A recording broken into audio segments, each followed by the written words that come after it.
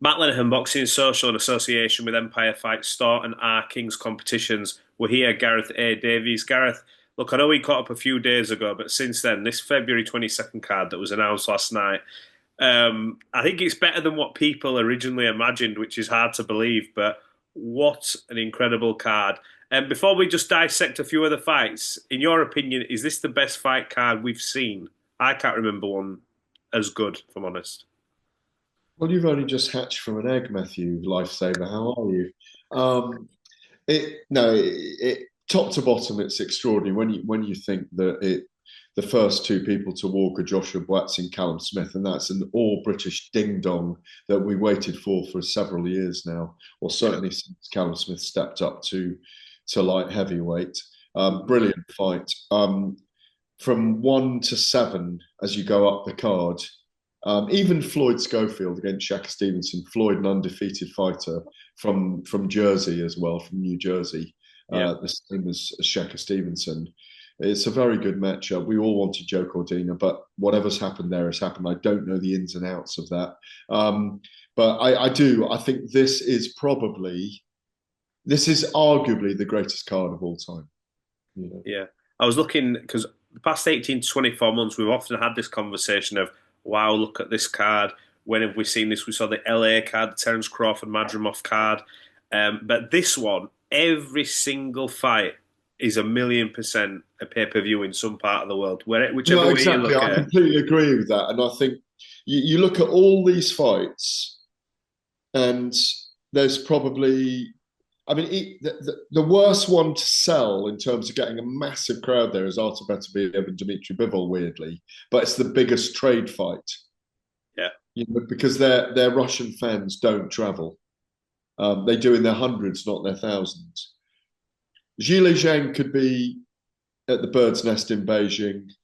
Joshua Buatsi and Callum Smith would sell out the O2 Arena, yeah, or Yeah. it could sell out Crystal Palace, Yeah. maybe even more. Zhile Zhang against Agit Kabayel could sell out the Bird's Nest in Beijing or a big stadium in Shanghai. Virgil Ortiz, Israil Madrimov, that could sell out a big event in Los Angeles. Great fight. Yeah. Carlos Adames, Hamza Shiraz, again, that could sell out the O2 Arena, 20,000, because I think you could build Shiraz to that one. Shaka Stevenson against Floyd Schofield, that's going to do the Hulu Theatre in Madison Square Yeah. Garden. Daniel Dubois against Joseph Parker's a stadium fight in the UK. And probably the worst one almost is Beterbiev and Bivol. And yet it's what every dyed in the wool boxing purist wants to see again. And we're going to get another extremely close fight. I think Bivol will be slightly more active. I know I've jumped into the analysis. It's going to be slightly more active at the early and late parts of rounds. And I think he's going to pip it this time, even though Roy Jones Jr. is telling Artur Beterbiev on his tour of the UK at the moment, you've got to go in there and smash him this time. I think Bivol will be faster, smarter this time, and they'll end up going into round 25 in another 6 months' time, maybe in September, October 2025.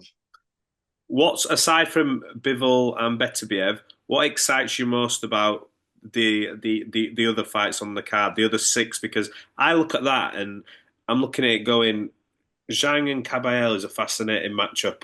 The run that Caballel's on, Zhang wanting to make a statement, but you look at a guy like Israil Madrimov who's still scheduled to fight, before this one. Yeah, It, we'll get to Bohachuk. I yeah, wonder whether that falls through or not, because that's only a 2 month leeway, and they're both very strong, powerful fighters. So uh, he only needs to have a rough, tough night. I think he wins it. But he only yeah. needs to have a rough, tough night, and some physician will decide that he probably needs a bit of a layoff. It's a little bit of an odd one. That's a bit of an anomaly at the moment. I agree Yeah, with you. I saw that one, and immediately I'm thinking, well, he's obviously been pulled from one to go on the other. But then I saw it on Twitter last night. I think Eddie answered the question saying, "No, no, he's not been pulled," which is it's incredible, really. Imagine if he comes through that one and that one. I think it's a bit wishful thinking, More than almost. incredible, I think it's unrealistic, but we shall Yeah, see. We shall see on that. But there's 7 fights. That look, you've got the 3 and 4 in the world. in heavyweights. You've got the 5 and the 6, arguably, if you throw Bacoli out of the mix there and put him at 7, and Joshua. It's an unbelievable card. Ortiz and Madrimov obviously is at light middle, super Yeah. welterweight. But look what's happened for Madrimov. I think there might be a bit of teaching Boots Ennis a lesson there in that naming. It could have well changed, obviously, that opponent. Maybe Boots Ennis has still got time to come up and fight him at light middle. Yeah. I think you should take it. It's such a brilliant fight. I was really looking forward to that fight, and it's a shame Boots pulled out, but obviously didn't want to fight at light middle rather than welterweight. Is it a case of he didn't maybe want? Because I can't remember whose opinion came up on the reels. Is it a case that he just didn't want to jump in with a Virgil Ortiz straight away at his first time at a new weight? But then again, it's like you're in the prime of your career at this point. Is there really a time to be having these like little fights to get yourself to a big We've fight always now? wanted to see those two fight each other, and they haven't been in the same space, that square circle for that square ring for 3 years. We could have seen those for 3 years. We could have seen those two fight each other. Virgil's outgrown 147, and now obviously is a 154 fighter. I remember Virgil when he was much younger, the pianist, of course, that he is, and guitarist. I've urged him for ages to get a piano lifted into the ring when he loses, when he wins, and then give us when he loses, when he wins, then give us a little tinkle on the ivories.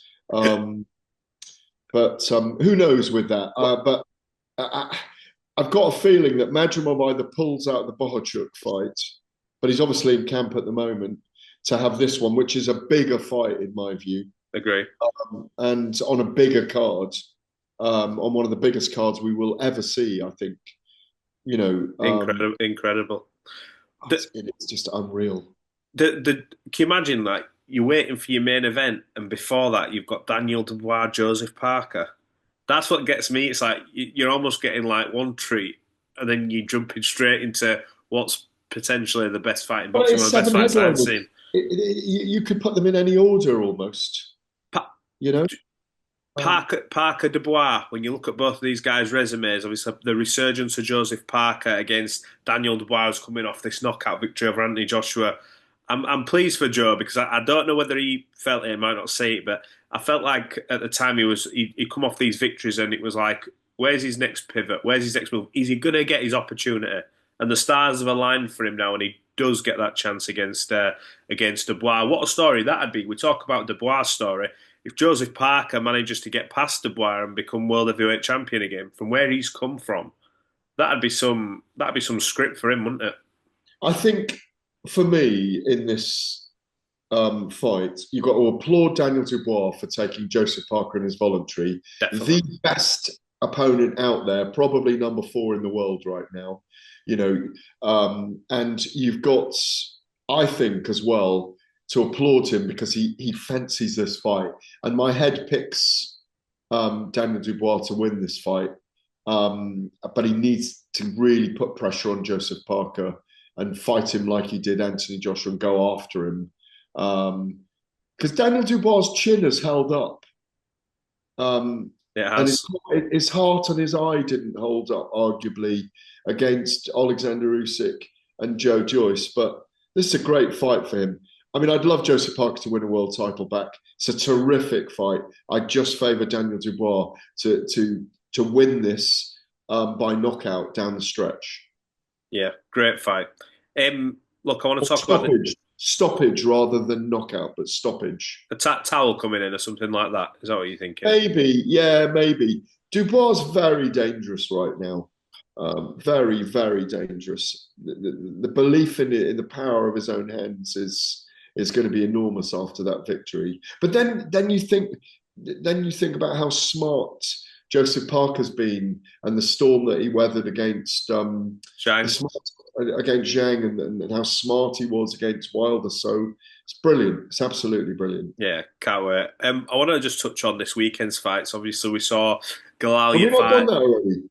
No, Oh, we did we not haven't. do that? We Okay. haven't. Oh, mate. My No. mind's losing. Oh, okay. No, look, I know you speak to a lot of people, so I'm not surprised you're losing track. I do every day, but we haven't spoke on it. Galal Yafai, Sonny Edwards, built as the bloodline, two fighting families.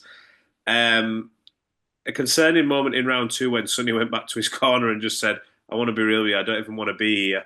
It caused a lot of stir online. People saying, "Look, at that moment, he needs pulling out because it's the wrong place to be in."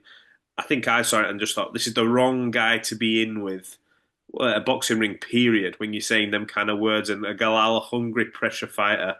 Um, and look, Sonny's called his retirement straight off the back of the fight. What did you make of the weekend and the whole sort of situation surrounding that corner moment and Galal's brilliant performance? Well, conventional wisdom would suggest that he should have been pulled out between the second and third round because when you hear your fighter saying that, you can't play boxing and it's very easy to get hurt. But he didn't get desperately hurt. It was a merciful stoppage in the sixth round. He was fighting back apart from that flurry of 20 odd punches in the corner.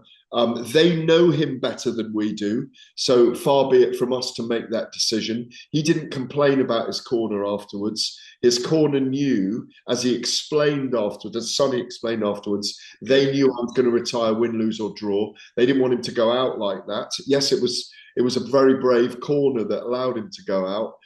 But Sonny was still fighting in the third, fourth, and fifth rounds. It was just the sixth where he didn't seem to have much tensile strength to go on anymore and didn't have the will to go on. It was sad to see in lots of ways, but I'm glad 28 is not that old for a flyweight to retire. It's a couple more years. 30 is old for a flyweight in lots of ways because they have to cut so much weight. As he explained in the week, he wasn't happy about the press conference going ahead on the Thursday night at or whatever it was, 7, 8 in the evening. Sonny was very honest and open. He always has been. He's a very interesting and unusual, unique character in the fight game. He might be 5'3" in a flyweight, but he walks around like he's 6'7" in a heavyweight. But He he does. He's does. got a heavyweight attitude, and he'll have a future in the sport.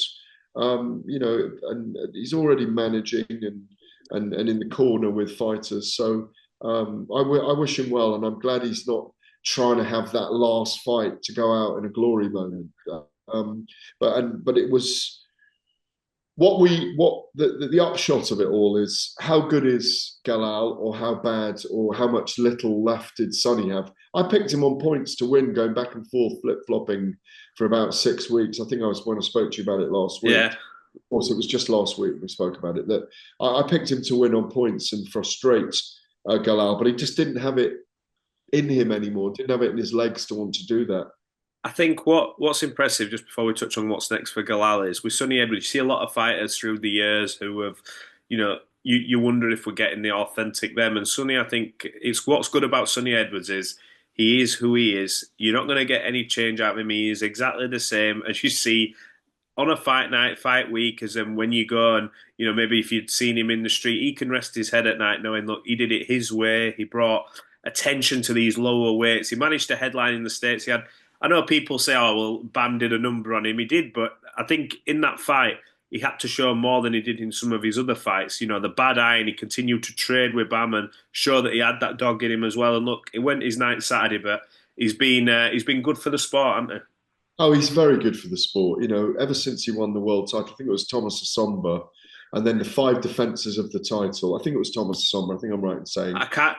5 defenses of the IBF title that he made. Very, very interesting. I thought he was a great servant to British boxing, and I say to the lighter weight divisions, a great spokesman. He was like the shop steward last week for the He boxing was. when he was talking about they'd been wronged by the press conference being moved to the evening when they were cutting weight. On point, very smart guy, and I can only wish him well. Yeah, I think it was the one after Asomba, Maruti Mathilan, who had an impressive record at the time actually for the IBF World Fly. And he's gone after that and fought in Dubai. And look, terrific career. Last thing from me, because I know we've touched on a lot of things anyway. Usyk Fury promo, by the way. can they just make a film already of something? Like the Well, incredible Well, promo. we always talk about the dark underbelly of boxing, and I love this kind of horror movie stuff where they try and examine psychologically the toughest things that the fighters have to go through, and they have got an obsession with each other right now, and that darkness and that kind of that nightmarish scenario is probably what people do go through without ever admitting it.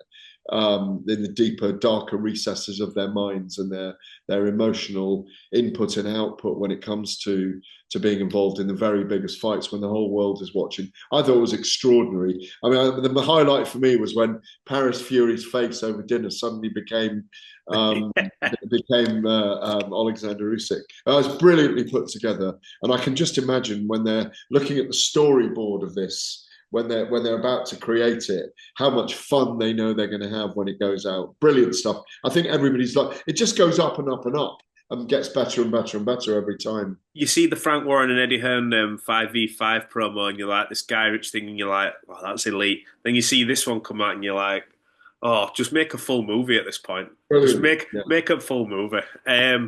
Gareth, look, appreciate you jumping on. We'll catch up very soon.